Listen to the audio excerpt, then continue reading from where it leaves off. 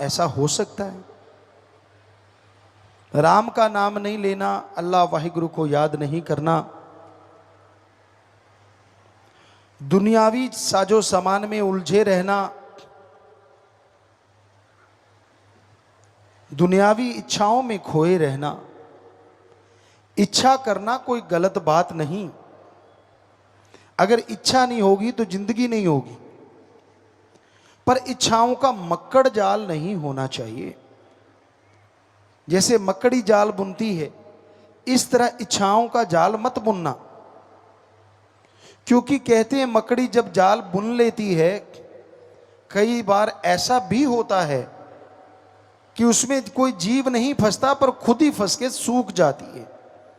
और राजस्थान में हम आम देखा करते थे, इतनी बड़ी बड़ी मकड़ियां बड़ा सा जाल बुन लेती, और अगर उसमें कोई जीव नहीं फंसा तो लास्ट में जब हम जाल साफ करते तो मकड़ी मरी हुई सूखी हुई मिलती, पता नहीं कब की मर जाती।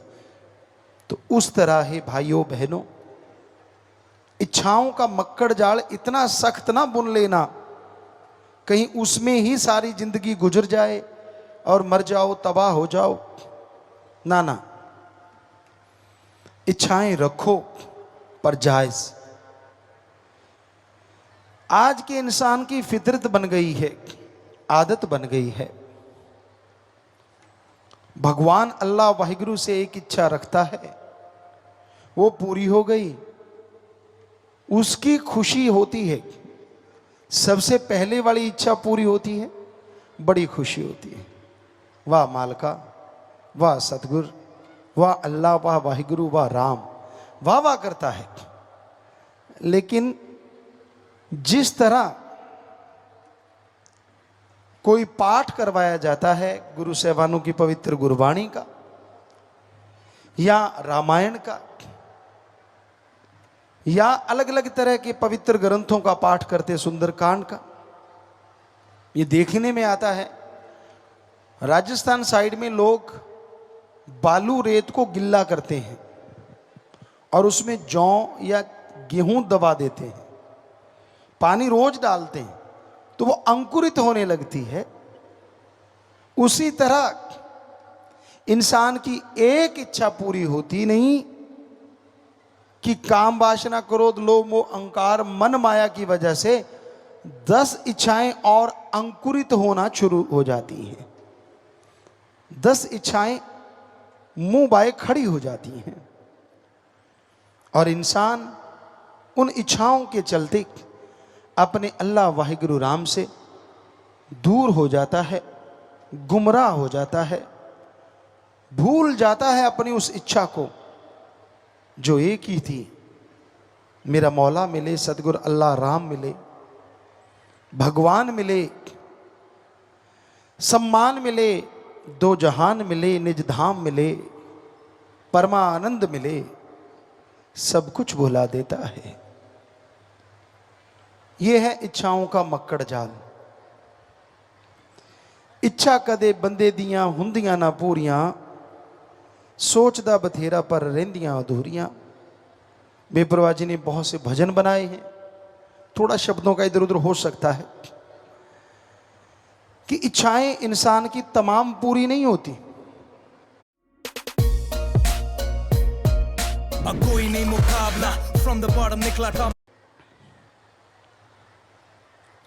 सोचता बहुत है और वो अधूरी रहती हैं, और जितनी इच्छाएं ज्यादा अधूरी रह जाती हैं उतना ही वो टेंशन में, चिंता में आ जाता है। इच्छा पूर्ति के लिए यह जरूरी है कि आप सुमरन करें, भक्ति करें। धन्य वो मां बाप जिनकी इच्छा रहती है कि मेरी औलाद ओम हरि अल्लाह वाहिगुरु की भक्ति करे और इंसानियत की सेवा करे।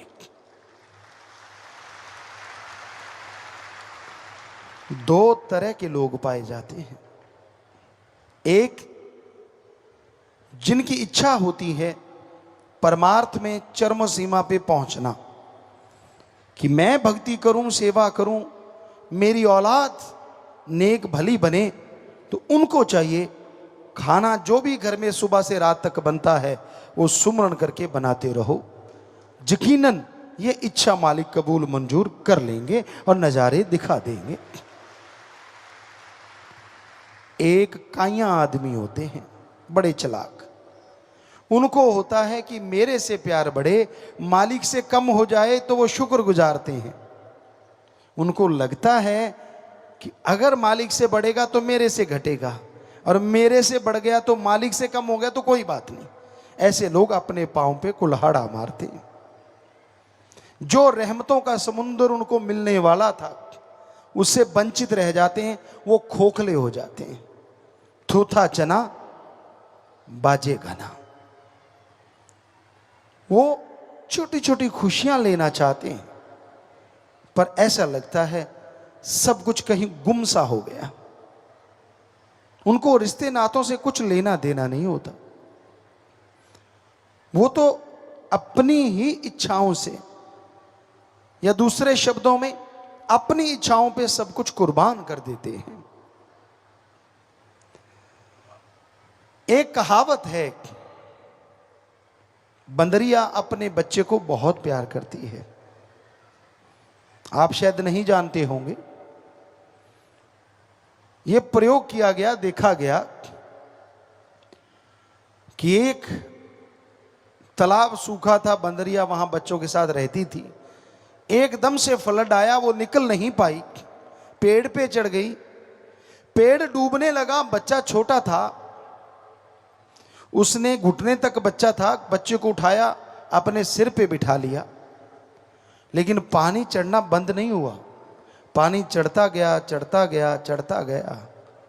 और जब बंदरिया को लगा कि मैं डूबने वाली हूं, तो उसने झट से बच्चे को सिर से उतारा और अपने पैर के नीचे दबा लिया। खुद बच गई, बच्चा मर गया। क्या आपको नहीं लगता आज के इंसान भी बंदरियां हैं ज्यादातर? बुरा ना मानना, संत सच्ची बात कहते हैं, थोड़ी कड़वी जरूर होती है, पर सत्संगी क्या हुआ जो किसी पे लगे ना। वो स्पिरिट ही क्या है जो जख्म पे जलाए ना और उसको ठीक ना करे।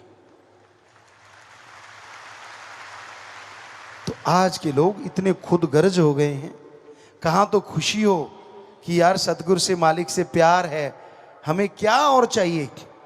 कितनी बार उनको जिंदगी मिल जाती है, कितनी बार उनको नियामतें मिलती हैं, लेकिन उनकी सुई वहीं की वहीं रहती है।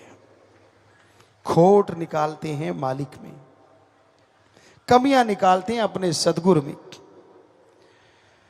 बड़ा ही अजीबोगरीब लगता है। आपको उदाहरण बताएं, सदगुरु के रमज को कोई समझ नहीं पाया। तुलसी जी कहते हैं, जो कोई कहे संत को चीना, तुलसी हाथ कान को दीना। इतने बड़े फकीर कहते मैं रमज नहीं समझ सका। एक उदाहरण देते हैं, बेपरवाह जी परमपिता शास्त्राम जी महाराज ने जब हमें बुलाया, बात पे बात याद आ गई, तो हमने वहां बोला कि भाई हम अपने सदगुरु से बेइंतहा मोहब्बत करते हैं। जितने भी आसपास सेवादार थे, अगर परमपिता जी कल को दिन को रात कहेंगे तो आपने रात कहना है, और रात को दिन कहेंगे तो दिन कहना है, किंतु परंतु मत करना। कहते जी ठीक है। पर एक सज्जन हमें कहने लगे कि परमपिता जी कई बार अजीबोगरीब सी बातें कर देते हैं। हमने कहा अच्छा। कहता हाँ। हमने कहा दिखाओ। बेपरवाह जी ने कहा कि भाई लस्सी पीनी है। लस्सी जो बिलोते हैं उसके बाद जो लस्सी रह जाती है, तो हमने कहा भाई ठीक है। बेपरवाह जी ने लस्सी पी ली। अगले दिन कहते बुद्धू तूने लस्सी दे दी, नजला हो गया। परमपिता ये कह के चले गए। वो कहता मैंने कहा था ना, देख हमें कहने लगा, देखो खुद ही लस्सी मांगी परमपिता जी ने। हमने कहा हाँ। कहता अब वो मुझे लड़ रहे हैं कि भी तूने लस्सी क्यों दी, हमें नजला हो गया। हमने कहा मूर्ख, तू क्या समझे सतगुरु की रमज। वो जो तूने तेरे हाथ से लस्सी दी, पत्नी तेरे पहाड़ जैसे कितने कर्म को सतगुरु ने डांट के खत्म कर दिया। अपने पे लेके अपना नजला लेके खत्म कर दिया, तू क्या जाने। और बेपरवाह जी ने ये बात सुनी, कहने लगे तेरे जैसा मुरीदी नहीं तो मिला हमें, चक्कर तो यही है जो इतनी रमज समझ सके, तू जो बोला वो सच। सो कईयों को पता ही नहीं होता, पहले तो खुद ऐसे किया था, आज ऐसे कर रहे हैं, तब तो ऐसे था, अब ऐसा है। अरे मत पड़ो अकल के फेर में। सतगुरु अपने वचन को जब चाहे बदल सकता है, भगवान भी उसको नहीं बदल सकता। ये पवित्र ग्रंथों में लिखा हुआ है कि फकीर चाहे तो बदल दे अपने वचन को। कहते हैं भगवान की बांधी गुरु छुड़ाए, पर गुरु की बांधी कौन छुड़ाए। भगवान ने कुछ बांध दिया, किसी को शराफ दे दिया, तो गुरु उस बंदे के लिए प्रार्थना करेगा, मिन्नत करेगा, तो भगवान दया करके छुड़वा देगा कि चल भाई गुरु कह रहा है तो इसकी जिम्मेवारी ले रहा है, छोड़ देता हूं। पर अगर गुरु ही बांध दे तो भगवान को तो आपने देखा ही नहीं, उसके तो दर्शन किए ही नहीं, छुड़ाने कौन आएगा। इसलिए हमेशा ध्यान रखिए, उसकी रजा में रहना सीखो, अपनी अकल का दखल ना दिया करो। जितना अकल का दखल दोगे, रूहानियत से कोसों किलोमीटर दूर हो जाओगे और खुशियों से वंचित हो जाओगे। खोखलापन सबको दिखेगा। होता है कई बार, हमने सुना है पिताजी ने पहले तो ये किया था, अब ये कर रहे हैं, उस बार ये, इस बार ये, फलां टाइम वो। वाह क्या यादाश्त है। भूल गया तेरी जान कितनी बार बचाई, भूल गया तेरे पे कर्म कितने किए, भूल गया तेरे पे रहमो कर्म कितना किया। वो तो नहीं इतना याद रहता जितना क्यों किंतु परंतु याद रहता है। होता है ना।